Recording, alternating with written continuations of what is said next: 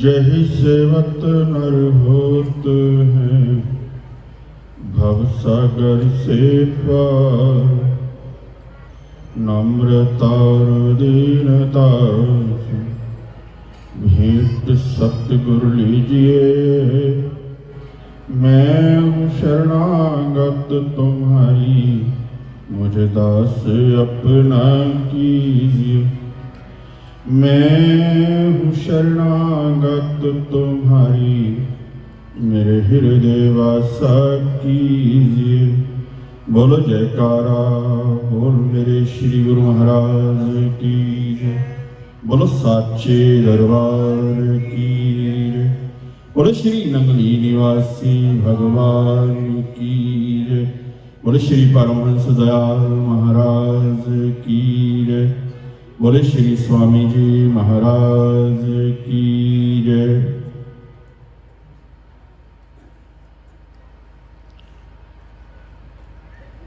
सतगुरुदेव भगवान श्री स्वामी जी महाराज जी के पावन चरणों में विराजमान मेरे हृदय सम्राट, मेरे रोम रोम के मालिक, मेरे बाबा जी महाराज परम श्रद्धेय भाई जी, सतगुरु का सजाया हुआ पवित्र पावन संत समाज, इष्टदेव की प्यारी प्यारी आत्मा, हम कुछ भी कह लें, कितना भी जोर लगा लें, आप अपनी मस्ती में रहोगे, यह हमें मालूम है। अभी भाई जी ने खूब जोर लगाया, लेकिन जब मैंने जय घोष किया तो आवाज देख लो कितना असर हुआ। भजन तो बड़ी दूर की बात है, वो कब होगा कैसे होगा ये तो वही जानता है जिसने कराना है। अरे कम से कम इस खुशी की वेला में बैठे हो, आज हम सब अपने आराध्य देव श्री नंगली निवासी भगवान के पावन अवतार दिवस की खुशी में यहां बैठे। उनके साथ साथ मेरे सतगुरुदेव भगवान श्री स्वामी जी महाराज जी का भी अवतार दिवस है, और उनके साथ साथ आपने भी सुना कि संत महापुरुषों की एनिवर्सरियां भी हैं। इतनी खुशियों के बावजूद हम एक जय घोष नहीं लगा सकते, तो फिर आगे की किताब कैसे पढ़ेंगे? बड़े प्यार से अगर ईश्वर से प्रेम करते हो, संतों से प्रेम करते हो, उनका आशीर्वाद लेने आए हो, तो अब एक बार प्यार से उस प्रभु के नाम का जय घोष कीजिए। बोलो श्री गुरु महाराज की जय। बोलो साचे दरबार की जय। आइए चलते हैं अपने सतगुरुदेव भगवान के चरणों में, क्योंकि आज ये जो खुशियां, आज ये जो नजारे, आज ये जो रंग ढंग सब देख रहे हो, ये कहां से आए? ये जो मेरी बहनें जा रही हैं, इनसे प्रार्थना है कि वो बाकियों को मत बुलाएं, क्योंकि तुम्हारे नसीब में जितना था आपको मिल गया, बाकियों के नसीब को मत बिगाड़ो। क्योंकि ये सभा, ये आम सभा नहीं है, ये उस महान हस्ती के चरणों में हम सब बैठे हैं, जिन्होंने इस कलयुग के अंदर हम जीवों के लिए अपने शरीरों को तपाया, और ऐसा कर्म हम बच्चों पर कर गए, इतने सुंदर महापुरुष हमको दे गए बाबा जी जैसे, कि आज हम गदगद हो रहे हैं, वरना हमारी औकात क्या है? हमारी औकात क्या है कि हम कुछ बोल सके, आप सुन सको? जिन्होंने हमें श्री नंगली निवासी भगवान की गलियां दिखाई, मेरे सतगुरुदेव भगवान श्री स्वामी जी महाराज, जब उनको श्री नंगली निवासी भगवान जी ने अपने से जुदा करना था संन्यास वेश देने के बाद, मैं बच्चा हूं, मैंने आप बुजुर्गों से ही सुनी है ये सब बातें, मुझे नहीं पता, मैं तो उस पर पैदा भी नहीं हुआ था। मुझे सवाल मत करना, खोजना अपने हृदय के अंदर, सच्चाई हो तो प्यार देना, वरना बाबा जी बैठे हैं, उनसे जो आपका दिल करे पूछ लेना। जब उनको श्री नंगली निवासी भगवान ने अपने से जुदा करना था, तो श्री गुरु महाराज जी 2-4 संत नहीं बनाते थे, वो 100, 200, 500 ऐसे बनाते थे, परिवारों के परिवार। और लोगों की ये धारणा बन गई थी, वो अपने बच्चों को उन संतों से बचा कर रखते थे, कहीं वो उनकी नजर ना पड़ जाए, कहीं वो संत ना बन जाए, ऐसी कृपा वो करते थे। जब सब संतों को श्री गुरु महाराज जी अपने प्रचार प्रसार के लिए भेजने लगे, तो सबकी जोड़ी बना करके भेजी, जैसे आज भी आप देखते हो हर आश्रम में जोड़ियां हैं। उन्होंने आगे पता नहीं कितनी जोड़ियां बना दी है, तो उनका कर्म है।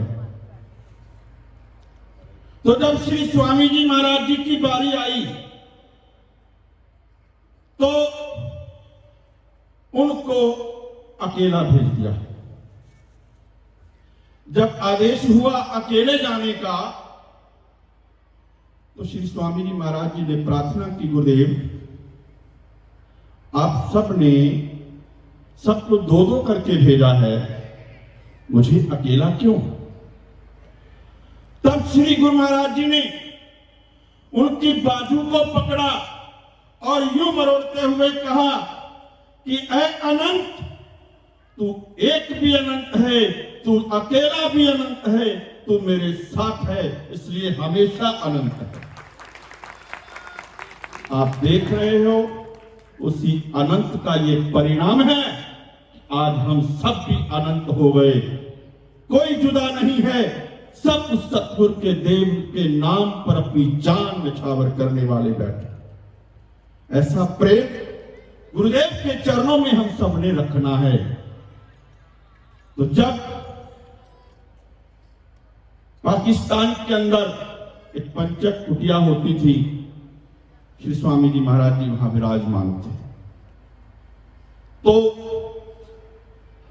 उस वक्त वहां पर पठानों का राज था, मुसलमान पठान लोग हुआ करते थे।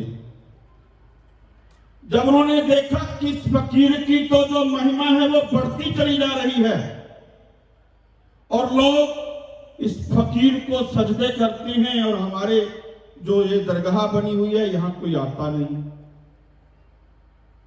तो उन्होंने आपस में एक मीटिंग की कि हो ना हो, ये हमारे जो पंथ के अंदर एक राह के अंदर एक कांटा लग रहा है, हमें इसको दूर करना है।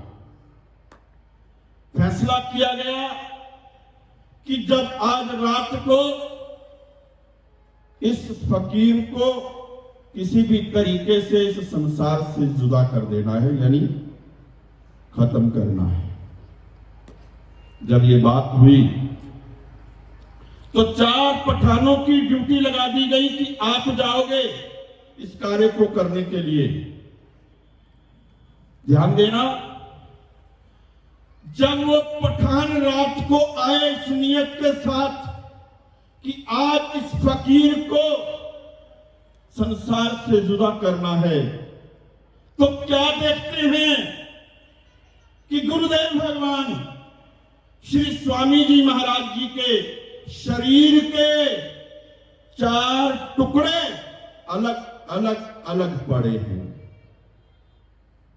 ये दृश्य देखा, वो हैरान हो गए और बड़े खुश हुए कि हमारे आने से पहले ही किसी ने इस फकीर को चलता कर दिया। बड़े खुश हुए, जाकर जश्न की तैयारी हो गई। जब सुबह के 4 बजे तो श्री स्वामी जी महाराज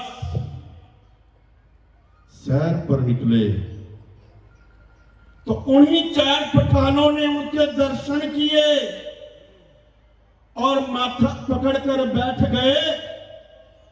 अरे ये तो रात को 4 टुकड़ों में पड़े थे, इस जिंदा कैसे हो गए?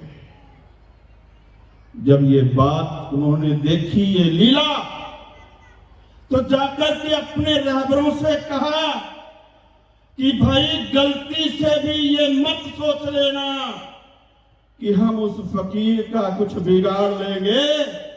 हमने अपनी आंखों से देखा है कि रात को जो 4 टुकड़ों में था, सुबह सैर कर रहा है। ऐसे फकीर के हम बच्चे हैं। हम कैसे हैं ये तो हमारी अंतरात्मा जानती है। कितना भजन करते हैं, कितना आप लोगों से कराते हैं, ये हम जानते हैं या आपकी आत्मा जानती है। लेकिन उनके लगाए हुए उसी तप के उस बगीचे में से ये हमें संत महापुरुष, एक एक पेड़ हम सबको मिला हुआ है, रोज हम इनके आशीर्वाद के फल खा रहे हैं। एक बार एक घटना और, श्री स्वामी जी महाराज, आप सब पुराने भक्तों को पता है कि हुक्के का सेवन करते थे। हुक्के का सेवन करते थे तो एक बार एक पठान वहां पर आया तो वो कहने लगा कि पीर साईं, मैं आपको तब मानूंगा कि ये जो हुक्का पड़ा है ये अपने आप जल जाए, अपने आप इसके अंदर अग्नि जो है वो प्रकट हो जाए। श्री स्वामी जी महाराज जी ने कहा कि बच्चों, फकीरों की परीक्षा नहीं लिया करते, फकीरों की परीक्षा नहीं लिया करते। लेकिन वो ना माना।